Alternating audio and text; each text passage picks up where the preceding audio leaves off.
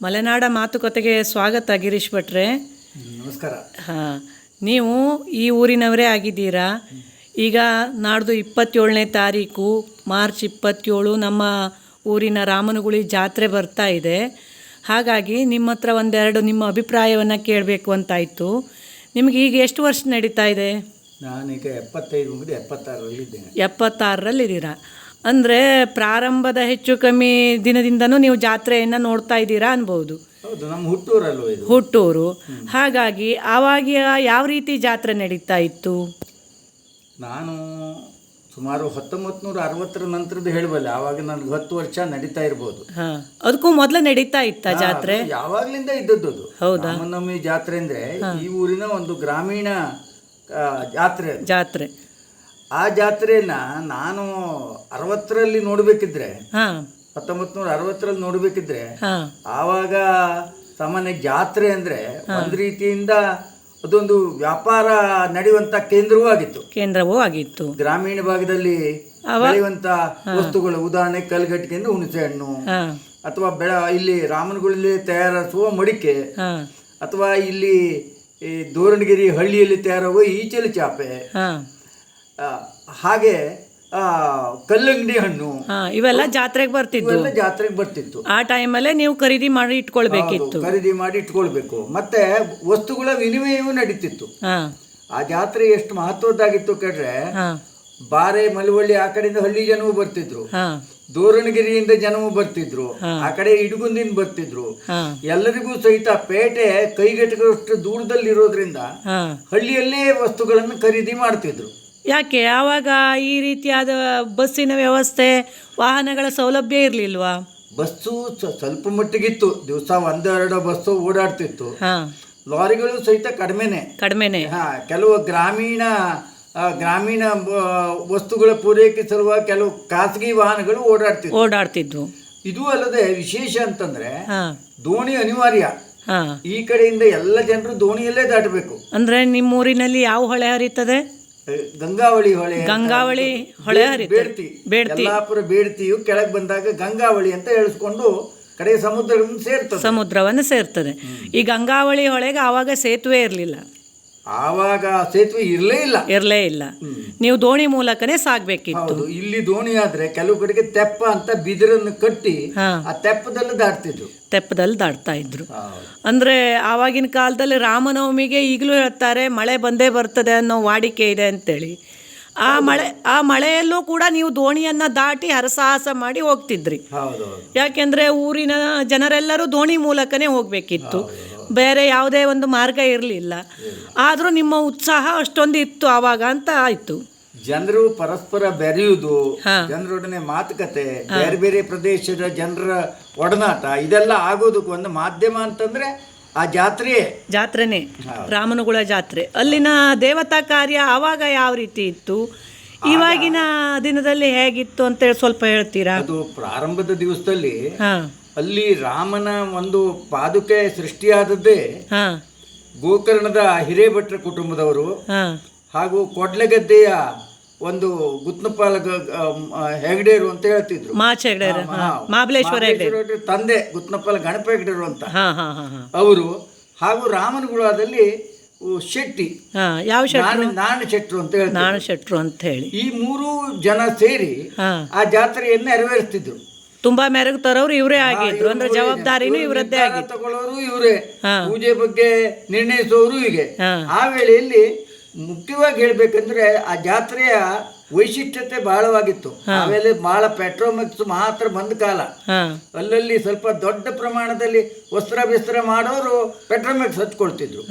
ಉಳಿದವರೆಲ್ಲ ಉದ್ದವಾದ ಚಿಮಣಿ ದೀಪವನ್ನು ಇಟ್ಕೊಂಡು ತಮ್ಮ ವಸ್ತುಗಳನ್ನು ಮಾರ್ತಿದ್ರು. ಆವಾಗಿನ ಜಗಬಗ ಲೈಟಿನ ಯಾವುದೇ ವ್ಯವಸ್ಥೆ ಇರಲಿಲ್ಲ, ಸೌಕರ್ಯಗಳಿಲ್ಲ. ಆಗಿನ ಕಾಲದಲ್ಲೂ ಜಾತ್ರೆ ಆದ್ರೂ ವಿಜೃಂಭಣೆಯಿಂದ ನಡೀತಿತ್ತು ಅಂತ ಹೇಳ್ತೀರಾ? ಇಷ್ಟಲ್ಲದೆ ಸಂಜೆ ಏನಾದ್ರೂ ಒಂದು ವಿನೋದಾವಳಿ ಅಂತ ಮನೋರಂಜನಾ ಕಾರ್ಯಕ್ರಮ, ಮನೋರಂಜನೆಗೆ ಹೆಚ್ಚಾಗಿ ಬಯಲಾಟಗಳು ಆಗ್ತಿತ್ತು. ಅವಾಗ ಆಟಗಳಾಗ್ತಿತ್ತು. ನಂತರದಲ್ಲಿ ನಾಟಕಗಳು ಬಂದವು. ಹೀಗೆಲ್ಲ ಮುಂದುವರಿಯಿತು. ಅಂದರೆ ಈಗಿನ ದಿನದಲ್ಲೂ ಅದೇ ರೀತಿ ಹಬ್ಬ ನಡೀತಾ ಇದೆಯಾ, ಜಾತ್ರೆ ನಡೀತಾ ಇದೆಯಾ? ಏನು ನಿಮ್ಮ ಅಭಿಪ್ರಾಯ ಈ ವಿಷಯದಲ್ಲಿ? ಈಗ ಜನಿಗೆ ಜಾತ್ರೆ ವಿಶೇಷತೆ ಏನೂ ಇಲ್ಲದಿದ್ರು ಹಾ ಬಹಳ ಜನ ತಾವು ತಮ್ಮ ಊರಿನ ಜಾತ್ರೆಯಿಂದ ಪ್ರೀತಿಯಿಂದ ಬಂದು ಸೇರ್ತಾರೆ. ಊರಿನ ಅಭಿಮಾನ ಹೆಚ್ಚು ಅಂತ ಹೇಳ್ತೀರಾ? ಅಭಿಮಾನದಿಂದ ಈಗ ಬಂದು ಸೇರ್ತಾರೆ. ಹಾ ಮತ್ತೆ ಈಗ ಯಾರಿಗೂ ಒಂದು ಕೊಡುಕೊಳ್ಳುವಿಕೆ ಅಷ್ಟು ಮಹತ್ವದ್ದಾಗಿಲ್ಲ. ಹಾ ಎಲ್ಲ ಕಡೆನೂ ಜಾತ್ರೆ ನಡೀತಾ ಇರ್ತದೆ. ಸಿಗೋದ್ರಿಂದ ಜನ ಹಾಗೆ ಬರೋದಿಲ್ಲ, ಏನೋ ಒಂದು ಮನೋರಂಜನೆ ಅಂತ ಬರ್ತಾರೆ. ನಮ್ಮೂರಿನ ಜಾತ್ರೆ ಎಲ್ಲರೂ ಸೇರ್ಬೇಕು ಅನ್ನೋ ಒಂದು ಅಭಿಮಾನ ಹೆಚ್ಚು ಉಂಟು ಅಂತ ಹೇಳ್ತೀರಾ? ಹಾ ಹಾ ಅದೇ. ಈಗ ದೇವತಾ ಕಾರ್ಯಗಳು ಅದೇ ರೀತಿ ಇದೆಯಾ? ಈಗಿನ ಯುವಕರಲ್ಲಿ ಆ ಹಿಂದಿನ ಉತ್ಸಾಹ ಇದೆಯಾ? ಏನು ಅನ್ನಿಸ್ತಾ ಇದೆ ನಿಮಗೆ? ಈಗ ಜನರಲ್ಲಿ ಹಣದ ಓಡಾಟ ಜೋರಿದೆ. ಹಾ ಹಾಗಾಗಿ ಜನ ಏನ್ ಮಾಡ್ತಾರೆ ಕೇಳಿದ್ರೆ ಪಲಾವಳಿ ಸವಾಲು ಹಾ ಅಥವಾ ದೇವಸ್ಥಾನಕ್ಕೆ ಇನ್ನೂ ಮೆರುಗು ತರಲಿಕ್ಕೆ ಏನೇನು ಮಾಡಬೇಕಂತ ಹೊಸ ಹೊಸ ರೀತಿಯಿಂದ ಜನ ಹಣವನ್ನು ಕೊಟ್ಟು ಆ ವೈಭವ ಹೆಚ್ಚಾಗಿದೆ. ಈಗ ವೈಭವ ಹೆಚ್ಚಾಗಿದೆ, ರಾಮನವಮಿಯ ವೈಭವ ಬಹಳ ಹೆಚ್ಚಾಗಿದೆ. ಮತ್ತೆ ಮತ್ತೆ ಒಂದ್ಸಲಾರು ಬಂದು ಹೋದ್ರೆ ಹಾ ಒಂದು 2-3 ಸಾವಿರ ಜನ ಸೇರುವುದು ಏನೂ ಅಲ್ಲ. ಏನೂ ಅಲ್ಲ. ಯಾಕಂದ್ರೆ ಎಲ್ಲ ವೆಹಿಕಲ್ ಅಲ್ಲಿ ಬಂದಿರ್ತಾರೆ, ಹೌದು. 1 ತಾಸು 2 ತಾಸು ಕಳೀತಾರೆ. ಹಣ್ಣು ಹಂಪಲ ಇವುಗಳನ್ನೆಲ್ಲ ಖರೀದಿ ಮಾಡ್ತಾರೆ, ಅಥವಾ ದೇವಸ್ಥಾನದಲ್ಲಿ ಹೋಗಿ ಕಾಯಿ ಹಾ ಒಡೆಸ್ಕೊಂಡು ಬರುದು, ಇಂಥದ್ದೆಲ್ಲ ಮೊದಲಿಗಿಂತ ಇದೆ. ಈ ರಾಮ ದೇವಸ್ಥಾನಕ್ಕೆ ಐತಿಹಾಸಿಕ ಹಿನ್ನೆಲೆ ಅಥವಾ ಪುರಾಣ ಏನಾದರೂ ನಿಮಗೆ ತಿಳಿದಿದೆಯಾ? ಕೇಳಿದ್ದೀರಾ? ನಮಗೆ ಇನ್ನೋರು ಹೇಳ್ತಾ ಬಂದದ್ದನ್ನು ನಾವು ಹೇಳ್ಬೋದು. ಏನು ಕೇಳಿದರೆ, ರಾಮ ವನವಾಸದ ಸಂದರ್ಭದಲ್ಲಿ ಯಾವುದೋ ವೇಳೆಯಲ್ಲಿ ಈ ಗಂಗಾವಳಿ ನದಿಗುಂಟ ಹೋಗ್ಬೇಕಾದಾಗ ಅಲ್ಲಿ ಜನರ ಬೇಡಿಕೆ ಮೇರೆಗೆ ತನ್ನ ಪಾದುಕೆಯನ್ನ ನೀಡಿದ. ಆ ಪಾದುಕಾ ಪ್ರಧಾನವಾಗಿರೋದ್ರಿಂದ ಆ ಪಾದುಕೆಯನ್ನು ಪೂಜೆ ಬಂದ್ಕೊಂಡು ಮುಂದುವರಿಸ್ತಾ ಇದ್ದಾರೆ ಹೇಳುವಂತ ಒಂದು ಸುದ್ದಿ ಇದೆ. ಅಲ್ಲಿಂದ ಈ ರಾಮ ದೇವಸ್ಥಾನ ಸೃಷ್ಟಿಯಾಯಿತು. ಆವಾಗಿಂದ ಈ ಜಾತ್ರಾ ಉತ್ಸವ ಕಾರ್ಯಕ್ರಮಗಳು ಪ್ರಾರಂಭವಾದವು ಅನ್ನೋ ಒಂದು ವಾಡಿಕೆ ಇದೆ. ಹೌದು. ಮತ್ತು ಸ್ಥಳ ಸಹಿತ ಮೊದಲಿದ್ದ ಸ್ಥಳಕ್ಕಿಂತ ಬದಲಾವಣೆ ಮಾಡಿ ಈ ಸ್ಥಳಕ್ಕೆ ತಂದಿದ್ದಾರೆ ಹೇಳುವಂತ ಒಂದು ಮಾತಿದೆ. ಅದು ನಿಮಗೆ ತಿಳುವಳಿಕೆ ಬಂದ ಮೇಲೆ ಆದ ಕೆಲಸ ಅಲ್ಲ. ಅದಕ್ಕೂ ಹಿಂದಿನ ಅಂದ್ರೆ ಈ 73 ವರ್ಷಗಳ ಹಿಂದೆ ನಡೆದ ಘಟನೆ ಅಂತ ಹೇಳ್ಬೋದು, ನೀವು ಕೇಳಿದ್ದು. ಹಾಗಾದ್ರೆ ಈಗ ರಾಮನವಮಿ ಜಾತ್ರೆಗೆ ಎಲ್ಲರನ್ನು ಕರಿತಾ ಇದ್ದೀರಾ ನೀವು? ಹೌದು, ಹೇಳಿ, ಈ ಮೂಲಕ ಹೇಳಿ, ಜನರಿಗೆ ನಿಮ್ಮ ಅಭಿಪ್ರಾಯವನ್ನ ಹೇಳಿ.